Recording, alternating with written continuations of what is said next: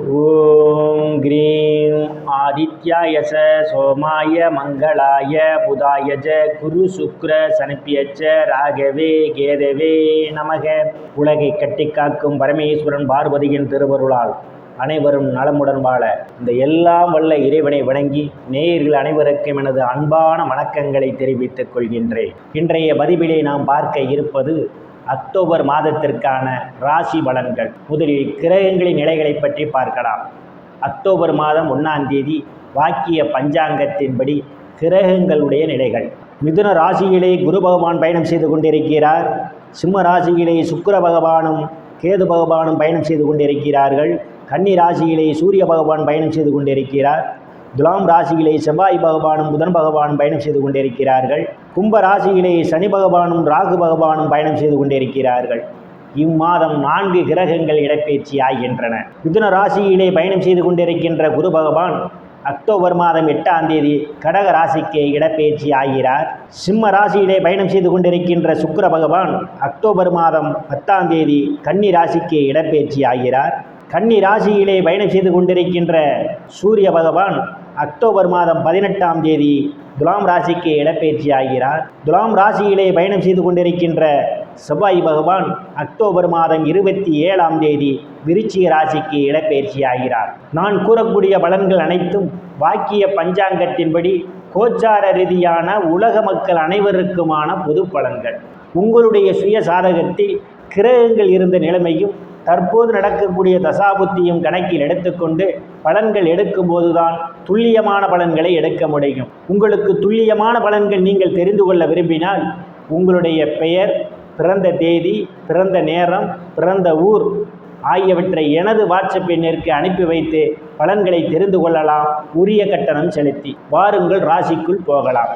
தனுசு ராசி. ராசியிலே எந்தவித கிரகங்களும் இல்லை. ராசிநாதன் களத்திரஸ்தானத்திலே இம்மாதம் 8ஆம் தேதி வரை பயணம் செய்து கொண்டிருந்து ராசியை பார்வையிடுவதால் உங்களுடைய செயல்பாடுகளில் வேகம் நிறைந்திருக்கும். எந்த ஒரு செயலையும் மிகவும் சுறுசுறுப்புடன் செய்து முடிப்பீர்கள். 8ஆம் தேதிக்கு பிறகு தனம் குடும்ப பாக்கியஸ்தானத்தை ராசிநாதன் குரு பகவான் பார்வையிடுவதால் பொருளாதாரம் மேம்படக்கூடிய மாதமாகவே இந்த மாதம் உங்களுக்கு அமைய காத்து கொண்டிருக்கின்றது. நீங்கள் எதிர்பார்த்து கொண்டிருந்த இடங்களிலிருந்தெல்லாம் பண வரவுகள் தாராளமாக கிடைக்கும். உங்களுடைய பேச்சிலே ஒரு சாதுரியம் நிறைந்திருக்கும். எதையும் எளிதில் பேசி சாதித்து விடுவீர்கள். உங்களை சுற்றி உள்ளவர்களெல்லாம் உங்கள் பேச்சுக்கு மதிப்பு மரியாதையும் கொடுப்பார்கள். குடும்ப உறுப்பினர்களே ஒற்றுமை நிலவக்கூடிய மாதம் இந்த மாதம். சிலர் புதிய ஆடை ஆபரணங்கள்லாம் வாங்குவதற்கான ஒரு சூழல் உண்டு. தைரிய வீரியஸ்தானத்திலே சனி பகவானும் ராகு பகவானும் பயணம் செய்து கொண்டிருப்பதால் நீங்கள் செயல்படும் காரியங்கள் அனைத்தும் வெற்றியை தருவதற்கான ஒரு சூழல் உண்டு. இளைய சகோதர சகோதரின் அன்பும் ஆதரவும் நிறைந்திருக்கும். அவர்களால் நீங்கள் பொருளாதாரத்தில் மேன்மையடைவீர்கள். சிலருக்கு சிறு குறு பயணங்களால் அனுகூலமான பலன்கள் உண்டு. அக்கம் பக்கத்தாருடன் இருந்து வந்த மனக்கசப்புகள் எல்லாம் மாறி நல்ல நட்புணர்வு ஏற்படும். சிலருக்கு சுப செய்திகள் கிடைப்பதற்கான ஒரு சூழலும் உண்டு. சுகஸ்தானத்தில் எந்தவித கிரகங்களும் இல்லை. சுகஸ்தானாதிபதி குரு பகவான் அஷ்டமஸ்தானத்திலும் 8ஆம் தேதி வரை அவர் பயணம் செய்வதாலும் 8ஆம் தேதிக்கு பிறகு அவர் சுகஸ்தானத்தை பார்வையிடுவதாலும் தாயினுடைய அன்பும் ஆதரவும் உங்களுக்கு நிறைந்திருக்கும். தாயார் உங்களுக்கு பக்க பலமாக இருப்பார். தாய் வழி உறவுகளால் நீங்கள் மேன்மை அடைவீர்கள். பூமி, வீடு, வாகனம் வாங்க நினைப்பவர்கள் ஆசைகளெல்லாம் முழுமையாக பூர்த்தியாகும். சிலர் பழைய வாகனத்தை மாற்றி புதிய வாகனம் வாங்குவதற்கான யோக அமைப்புகளும் கூடி வருகின்றது. உயர்கல்வி படிக்கக்கூடிய மாணவ மாணவிகள் எல்லாம் படிப்பிலே சிறந்து விளங்குவார்கள். ஆசிரியருடைய நன்மதிப்பையும் பாராட்டையும் பெறுவார்கள். விவசாய தொழில் செய்பவர்களுக்கெல்லாம் விவசாயத்தின் மூலமாக கூடுதலான மகசூல் பெற முடியும். சில விவசாயிகளுக்கு புதிய ஒப்பந்தமும் விளைபொருளுக்கு தகுந்த விலையும் கிடைப்பதற்கான ஒரு சூழலும் உண்டு. ரியல் எஸ்டேட் நடத்துபவர்களுக்கெல்லாம் இது ஒரு பொன்னான காலமாகும். கூடுதலான வருவாயை காண முடியும். உறவினர்களிடம் இதுவரை இருந்து வந்த மனக்கசப்புகள் எல்லாம் மாறி நல்ல நட்புணர்வு ஏற்படுவதற்கான ஒரு சூழலும் உண்டு. புத்திரஸ்தானத்தில் எந்தவித கிரகங்களும் இல்லை. புத்திரஸ்தானத்தை சனி பகவான் பார்வையிடுவதால் குழந்தைகள் விஷயத்தில் மிகவும் எச்சரிக்கையுடன் நடந்து கொள்ள வேண்டும். சில குழந்தைகள் உங்கள் பேச்சை கேட்க மாட்டார்கள். ருணரோக சத்துரு ஸ்தானத்திலே எந்தவித கிரகங்களும் இல்லை. ருணரோக சத்துரு ஸ்தானத்தை புத்திரஸ்தானாதிபதியும் விரயஸ்தானாதிபதியுமான செவ்வாய் பகவான் பார்வையிடுவதாலும் ருணரோக சத்துரு ஸ்தானாதிபதி இம்மாதம் பாக்கியஸ்தானத்திலும் தொழில் ஸ்தானத்திலும் அவர் பயணம் செய்து கொண்டிருப்பதாலும் கடன் பிரச்சனையால் அவதிப்படுவோரெல்லாம் கடலில் இருந்து வீழ்வதற்கான ஒரு சூழல் உண்டு. சிலர் பழைய கடனை அடைத்து புதிய கடன் வாங்குவதற்கான ஒரு வாய்ப்புகளும் தேடி வரும். எதிரிகளால் இதுவரை இருந்து வந்த தொல்லைகள் சிலருக்கு அகலும். உடல் ஆரோக்கியத்தில் ஏதேனும் பிரச்சனைகள் இருந்தால் உடல் ஆரோக்கியம் மேம்படுவதற்கான ஒரு சூழலும் உண்டு. களத்திரஸ்தானத்திலே ராசிநாதன் குரு பகவான் இம்மாதம் 8ஆம் தேதி வரை அவர் பயணம் செய்து கொண்டிருப்பதாலும், களத்திரஸ்தானாதிபதி லாபஸ்தானத்திலே அவர் பயணம் செய்து கொண்டிருப்பதாலும், திருமண வயதுடைய ஆண் பெண் இருபாலருக்கும் இதுவரை இருந்து வந்த திருமண தடைகளெல்லாம் விலகுவதற்கான வாய்ப்புகள் உண்டு.